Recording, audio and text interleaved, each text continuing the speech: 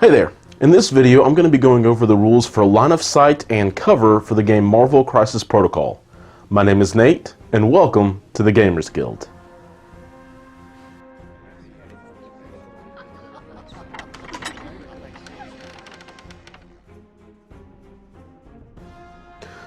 Alright, so first let's get into line of sight, and why it may seem more confusing than it actually is. The line of sight rules are not what we're used to in the miniature wargaming community, and as such, people are going to say that it's weird, stupid, dumb, and worse. As well, people are going to see that Atomic Mass Games has changed up the formula, and some are going to say that it's the best thing ever, that this is how all mini-games should work. This video is not here to choose either side of the aisle, but rather just to explain the rule as it is written from the rulebook, simplifying it, and then providing several examples of different situations that may arise, and then we'll talk a little bit about cover as well. When measuring line of sight, you measure from one character to another, and it's only a one-way street. That is to say, if one character can see another character, the opposite isn't always going to be true. To see if a character, we'll call her A, can see another character called B, you have to draw a straight line from any part of A's base to B's base that does not pass through any terrain that is larger than B's character size. And that means that characters can see through each other. Both your allied and enemy characters are not going to be blocking line of sight. This also means that characters' model is not used for determining line of sight, just the base. So those crazy looking Spider-Man that look amazing all over Facebook are going to play just the same as the ones we've seen Dallas and Will paint on stream, but they may not all fit into the same places. I'm looking at you, crazy leaping Spider-Man. The second thing to be noted about line of sight is that if a character is on top of a terrain feature, you add that terrain feature size to the character size for the purposes of determining line of sight. Now, this size change only matters for line of sight. It's not going to affect cover or size for being thrown, push, and all that kind of stuff.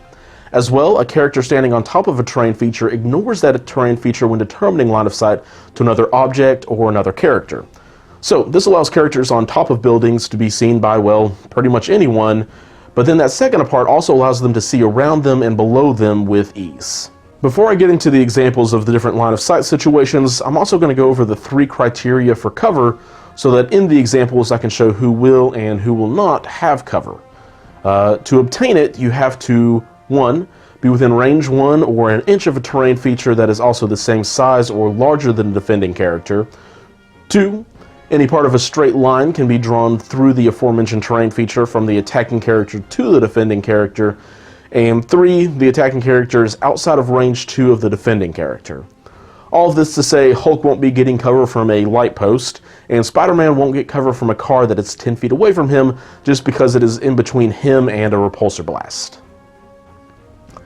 In example 1, we have Iron Man facing off against Spider-Man, and because there's no terrain features in between them at all, line of sight is an absolute yes, and there is absolutely zero cover of which to speak of.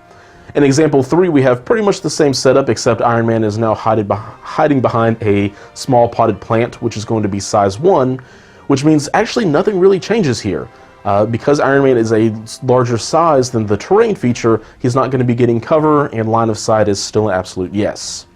Here in example 3, we have Iron Man still facing off against Spider-Man with a dumpster in the middle. Neither character is going to be getting cover here because the dumpster is not within range 1 of either of the two characters, and line of sight is still unimpaired because it is the same size as the two characters aforementioned. In the 4th example, we finally have Iron Man getting cover because he is within range 1 of that dumpster, and both characters still have line of sight to each other.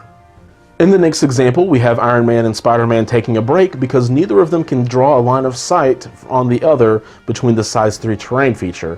However, in the next example, we have them peeking out, and because a line can be drawn from base to base, not through the size 3 terrain feature, they are able to see each other. However, they both get cover in this instance because lines can also be drawn through that terrain feature.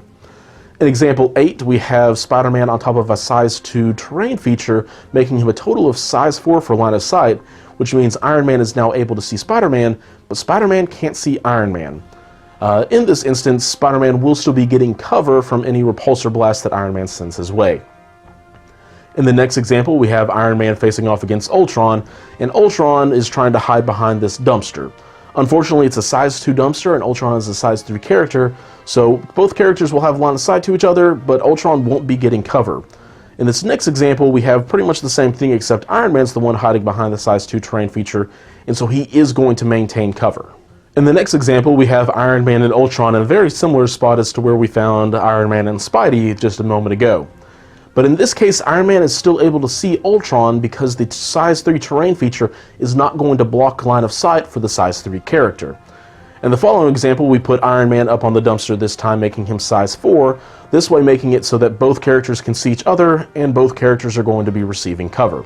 In the next example, we have Iron Man standing on top of the size 3 terrain feature, making him size 5, so Ultron is very easily able to see Iron Man, and Iron Man, because he ignores that terrain feature, is able to see Ultron.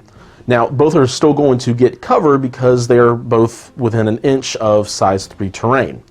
And then in the final example, we have Ultron standing on top of the Daily Bugle and Iron Man down below. This time, Ultron is able to see Iron Man for line of sight because you get to ignore any terrain feature you're standing on top of for determining that line of sight, and both characters will still be getting cover because they are outside of range 2. Both are hiding behind a terrain feature that is larger or the same size. So, these are the situations that I could think of that also pretty much cover anything else that might come up.